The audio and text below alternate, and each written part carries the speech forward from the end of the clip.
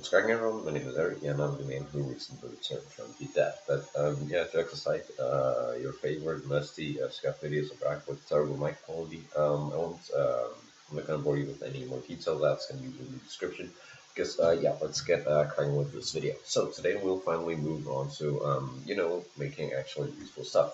So far, we've done what's known as console-oriented programming, which means that we've learned about loops, we've learned about if statements and variables and stuff like that. That's really useful, but it only really interacts with the console. As you've seen, we've only really used the output console. If I ask you, it's well done, right there we go. If I ask you to make a game or make a part of a game, you'd be completely blank because I haven't taught you how to actually interact with our physical workspace, the actual game itself. So that's what we're going to be doing today. We'll do what's known as object-oriented programming. So we have two types of programming, as I talked about: console-oriented programming, which is what we've done so far, and object-oriented programming, which is what we're going to start doing now, which is actually going to be useful for making games. I'll refer to them as COP and OOP from now on. To save you the details. So with OOP, object-oriented programming, as you remember, we can actually, for example, change properties of different parts, which is what we want. And if we take a look under this part, or rather this object, there are actually a bunch of properties that we can change. In fact, we can change all of these properties that we want, except the mask, class name, and center of mass. We can't change that because those locked out. But everything else you see here, or most of it at least, can be changed. You can change the parent, orientation, position. You can change the transparency also. You can change a bunch of different things all from a script. Now, before we actually start scripting, I'd like to talk about how these following properties work. So we've talked about this, but it's important to understand how it works. So the Explore shows everything that we have in the game. This shows us all the objects that we have in the game. We have a bunch of objects, for example, the workspace, and under that we have other objects, and that's the idea of a kind of object tree like this. You can always add objects under other objects. So just to show this and to make it a little more fun and complicated, not really that complicated, but still, I'm going to make a folder under the workspace, and I'm going to put my part under that workspace. So now we've got a part which is under the folder, and a folder which is under the workspace. Now, when an object is under another object, for example, a part is under my test folder, that part is parented to the test folder. So you can say that the test folder is a parent of part, as you can see, because the test folder is above the part. And similarly, you can also say that part is a child of test folder. So this means that one object can have several children. As you can see, a workspace has 5 different objects under it, all different children, but an object can only have one parent. All of these objects only have the workspace as a parent because an object can't be two places at the same time. And actually, if you ask what the workspace parent is, that is the game. So everything you see here is the game, but that's more complicated stuff. Anyway, let's start. So what I want to talk about is a path. A path is basically a reference to a certain object. So in our case, we wanted to change this part. So before we actually start changing its properties and messing around with it, we need to make a path to this object. A path is basically a direction or a route to our object, which tells the script this is the object that I want to play around with. So I need to write a path which goes to this part so that the script knows that it's this part that I want to play with. So writing a path is actually pretty simple. You essentially start at the top, which is our game, and then you take one step down or up at the time. So in our case, we start at game, then we want to take one step down to workspace, then we want to go down again to test folder, and then we want to go down to this part. So we're taking 3 steps down. We're doing game to workspace, or to say workspace, to folder, and folder to part. And we can also go up, but we'll talk about that a bit later. So writing a path is actually pretty simple. You simply write the name of the steps separated by a dot. So we start by writing game. And as you can see, if I type in GA, game will pop up, so I can just type game. So this is our first step. We're now at game. We've now referenced the game. We can make, if we wanted to make a good path to the game, this would simply be it. It would just be game. But I want to keep going down. So what I write is dots, and here comes the next part. If I want to go up, I say apparent. If I want to go down, I write the name of the object. So I want to go down, so I write the name of the object I want to go down to. In this case, the workspace, actually, not the folder, sorry, because we're still at the game, so it wants to know what folder we're selecting, which is workspace. So I write that workspace, and you can see it actually pops up here. And then we just repeat. So I can do game.workspace, and then from there I want to do .test folder, and then from test folder I say dot part. Also, I apologize for my keyboard. I started using an external one, so that's going to be even more painful for use. But yeah, as you can see, we've got a red line under it, but that's not because we've done anything wrong. That's simply because we haven't used this path yet. Right now, we've just written the path, but not done anything with it. Incomplete statement, expected assignment, or function call. It basically tells us we need to do something with this path. We can't just write a path. But that is correct so far. So we've made a path to the part game.workspace.testfolder.part, and once you start writing these paths, it actually becomes kind of easy. You start to get the hang of it.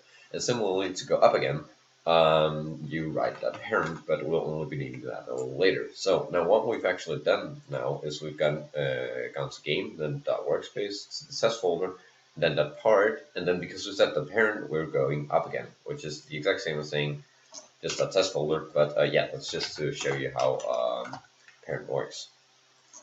Anyway, we've made a path now to the part game.workspace that test folder parts. Now we want to change a property.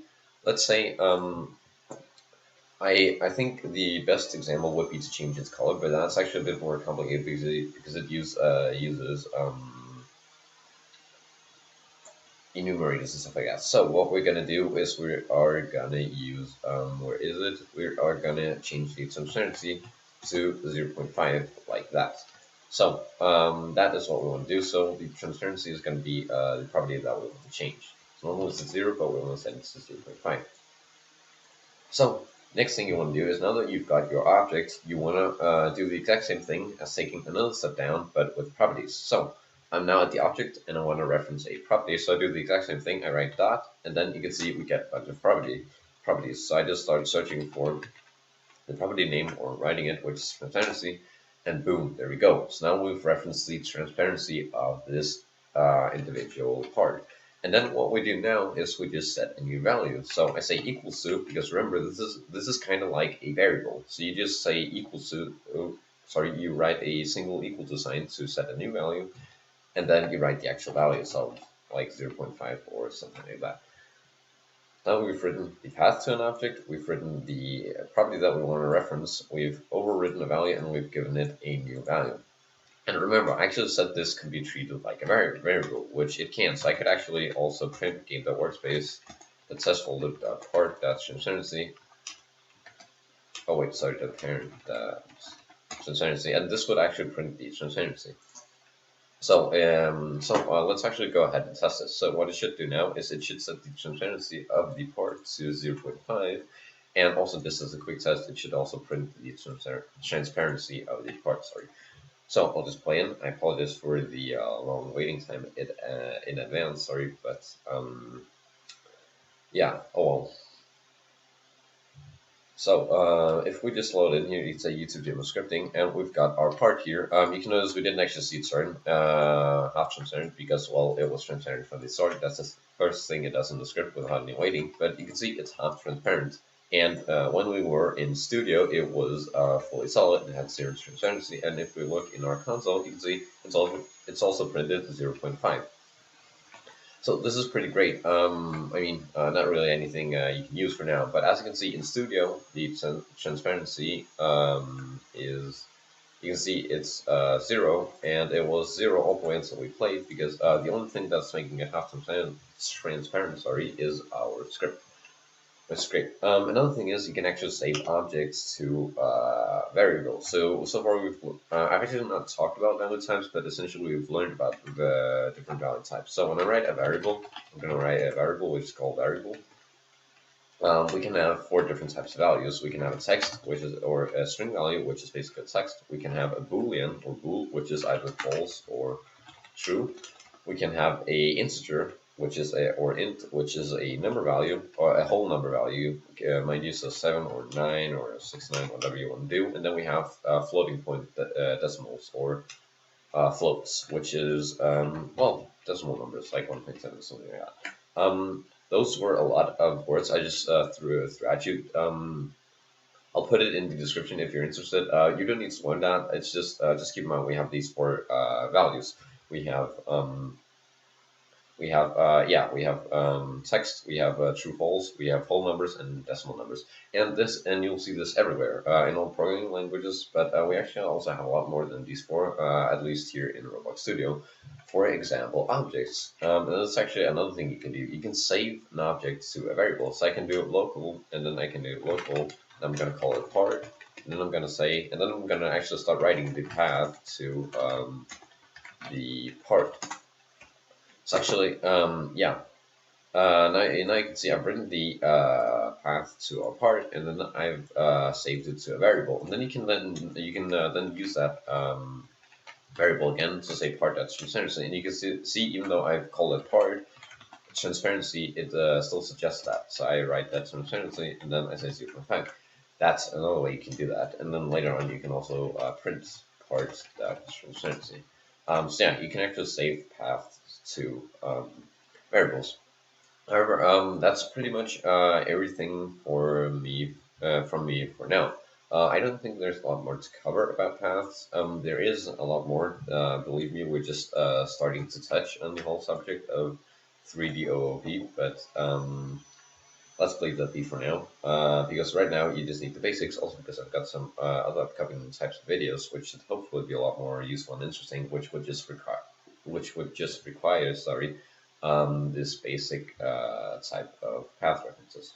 But yeah, no challenges for next time. That was just it for this video. Hopefully that made sense. As always, feel free to leave any feedback, suggestions, questions, whatever in the comments. I'll be happy to answer that for you. Anyway, thank you for watching. I'm off now. Goodbye, everyone.